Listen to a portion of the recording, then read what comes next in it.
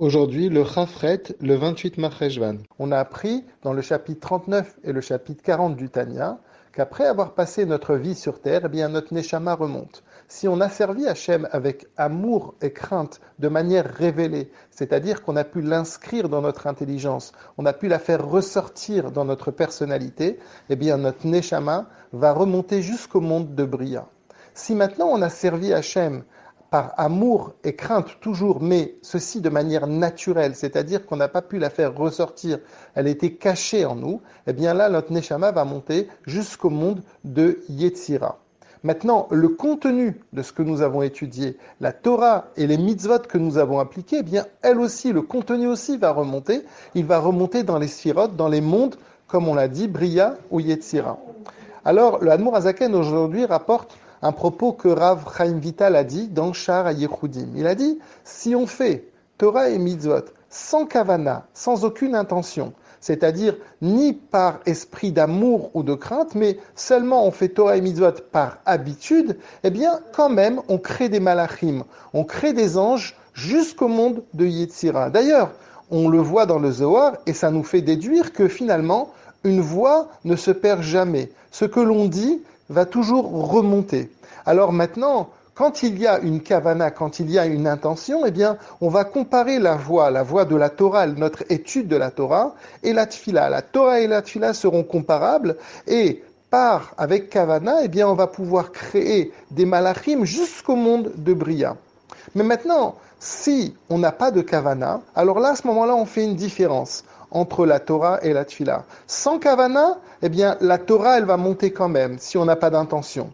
Par contre, si on n'a pas de kavana dans la Tfila, eh bien, on nous dit que la Tfila ne monte pas, elle reste en bas. D'ailleurs, on appelle une Tfila sans kavana, on appelle psoulot, comme si qu'elle est pasoul. Alors, la question qu'on peut se poser, c'est d'abord, comment ça se fait que la Tfila, elle est pasoul? Et surtout, pourquoi faire une différence entre la Torah et la tfila, entre l'étude de la Torah et la tfila, que quand il n'y a pas de kavana. Quand il y a une kavana, les deux ont le même impact. Sauf quand il n'y a pas de kavana, alors là on va faire une différence. Notre étude de la Torah va monter et la tfila, elle ne va pas monter. Alors l'Admour Azaken va nous expliquer. Il nous dit en fait c'est comme ça. Quand on étudie sans kavana, c'est-à-dire que l'on comprend ce que l'on est en train d'apprendre, parce que sinon ça s'appelle pas étudier si on ne comprend pas ce que l'on dit.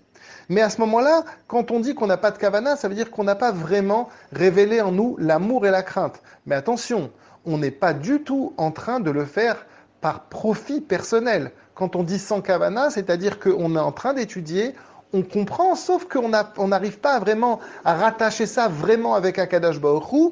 À ce moment-là, on le fait de manière un peu stam comme ça. À ce moment-là, effectivement, on a fait quelque chose, il y a quelque chose de positif qui va sortir parce qu'on s'est cassé la tête.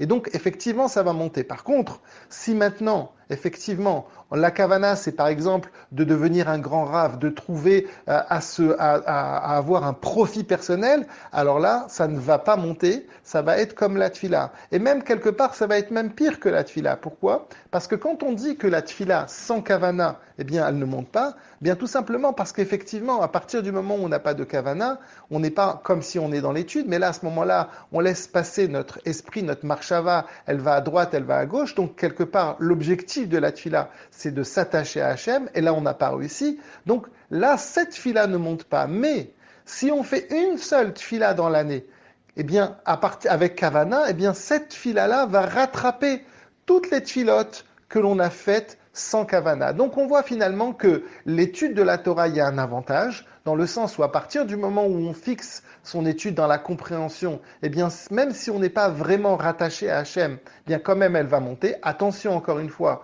ça c'est seulement et seulement si on le fait de manière désintéressée. Mais si on étudie la Torah pour un profit personnel, alors là, ça c'est la chose la pire, elle ne montera pas. Par contre, la tfila, effectivement, eh bien notre tfila, si on n'arrive pas à se fixer, elle ne va pas monter, mais quand même on va avoir un rattrapage. À partir du moment où on va faire une tfila, eh bien elle va faire remonter les autres tfilotes que l'on a faites. À partir du moment où on va faire une tfila avec kavana.